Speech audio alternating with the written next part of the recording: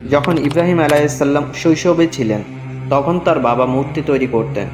ইব্রাহিম আলাইহিসসালাম প্রতিদিন দেখত মানুষ এই মূর্তিকে পূজা করত এবং সেজদা করত। একদিন ইব্রাহিম আলাইহিসসালাম তার বাবাকে জিজ্ঞেস করলো, এই মূর্তি না নিজে কথা বলতে পারে না নিজে চলতে পারে, তাহলে কেন তোমরা এই মূর্তিকে পূজা করছো? এই কথা শুনে ইব্রাহিম আলাইহিসসালামের বাবা খুবই রেগে যান। তখন তার বাবা বলে, ইব্রাহিম, এটা হচ্ছে আমাদের খোদা, তুমি এই বিষয়ে চুপ থাকো।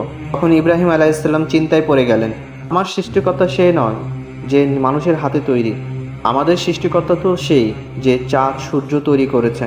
একদিন ইব্রাহিম আলাইহিসসালাম দেখলো সূর্য ডুবে যাচ্ছে এবং চাঁদ মেঘের ভিতর লুকিয়ে যাচ্ছে। তখন তিনি বুঝতে পারলো এসব কোনোটাই খোদা না, আমার রব এর থেকে বড়। তখন থেকে সে মনের মধ্যে ইচ্ছা পোষণ করলো, এখন থেকে সে শুধুমাত্র আল্লাহর ইবাদত করবে, যার কোনো শরিক নেই, যার কোনো মূর্তি নেই। কিছুদিন পর তার বাবা তাকে একটি মূর্তি দিল যেন বাজারে বিক্রি করে। তখন হজরত ইব্রাহিম আলাইহিসসালাম সেই মূর্তিকে গলায় রশি বেঁধে বাজারে মাঝখান দিয়ে হাঁটা শুরু করলো। তখন আশপাশের লোকজন এসে জিজ্ঞেস করলো, এই তুমি এটা কি করছো? তুমি আমাদের খোদাকে এভাবে কেন নিয়ে যাচ্ছ?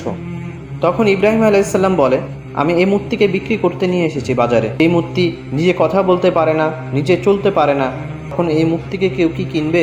সবাই হাসতে লাগলো এবং কেউ এই মূর্তিটি কিনেনি। তখন ইব্রাহিম আলাইহিসসালাম বলল, দেখো, যে মূর্তি কথা বলতে পারে না, যে চলতে পারে না, নিজের কাজ নিজে করতে পারে না, সে কিভাবে খোদা হয়?